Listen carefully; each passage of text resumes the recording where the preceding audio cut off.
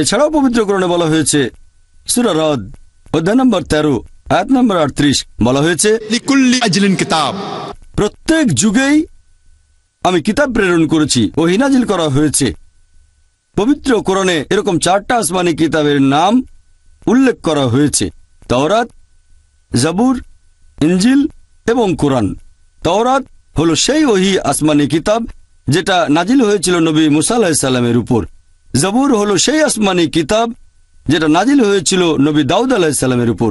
ইনজিল হচ্ছে সেই আসমানি কিতাব যেটা নাজিল হয়েছিল যীশু খ্রিস্ট ভাই সাল্লাল্লাহু আলাইহি সাল্লামের উপর। আর কোরআন হচ্ছে সর্বশেষ চূড়ান্ত আসমানি কিতাব যেটা নাজিল হয়েছিল সর্বশেষ চূড়ান্ত নবী মুহাম্মদ সাল্লাল্লাহু আলাইহি সাল্লামের উপর। পবিত্র কোরআনে মাত্র 4টা আসমানি কিতাবের নাম উল্লেখ করা হয়েছে। তবে প্রত্যেক যুগেই আল্লাহ তাআলা আসমানি সহিফা পাঠিয়েছেন। এরকম অনেক সহিফা থাকতে পারে, যেমন ধরেন সুহুফে ইব্রাহিম ইত্যাদি, কিন্তু নাম দিয়ে মাত্র 4টার কথা আছে। এখন যেসব আসমানি কিতাব নাজিল হয়েছিল সর্বশেষ চূড়ান্ত কিতাব পবিত্র কোরআনের আগে, সেগুলো এসেছিল একটা নির্দিষ্ট সম্প্রদায়ের মানুষের জন্য। আর সেই কিতাবের আদেশ নির্দেশগুলো পুরোপুরিভাবে মেনে চলার প্রয়োজন ছিল একটা নির্দিষ্ট সময় পর্যন্ত। তবে পবিত্র কোরআন হচ্ছে সর্বশেষ ও চূড়ান্ত কিতাব। এটা শুধুমাত্র মুসলিম বা আরবদের জন্য প্রেরণ করা হয়নি। পবিত্র কোরআনে বলা হয়েছে, সূরা ইব্রাহিম অধ্যায় নম্বর 14 আয়াত নম্বর 1, আলিফ লাম র, এই কিতাব আমি অবতীর্ণ করেছি তোমার প্রতি নবী সাল্লাল্লাহু আলাইহি সাল্লাম, যাতে করে তুমি পথ দেখাতে পারো মানব জাতিকে অন্ধকার থেকে আলোর দিকে। বলা হয়েছে যাতে করে নবী মুহাম্মদ সাল্লাল্লাহু আলাইহি সাল্লাম পথ দেখাতে পারেন পুরো মানব জাতিকে, শুধু মুসলিম বা আরবদের নয়, গভীর অন্ধকার থেকে আলোর দিকে।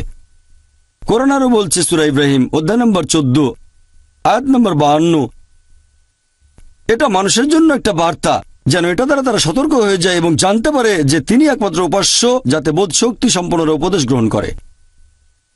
সূরা বাকারায় উল্লেখ করা হয়েছে অধ্যায় নম্বর 2 আয়াত নম্বর 185, রমজান হলো সেই মাস যে সময় কোরআন অবতীর্ণ হয়েছে মানব জাতির পথের দিশারি হিসেবে, সত্য ও মিথ্যার পার্থক্যকারী রূপে।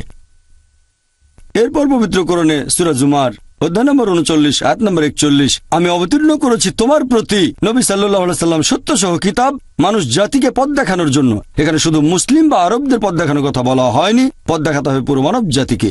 যেহেতু কোরআন হচ্ছে সর্বশেষ আর চূড়ান্ত কিতাব, এটা শুধুমাত্র মুসলিম বা আরবদের জন্য নয়, পবিত্র কোরআন পুরো মানব জাতির জন্য।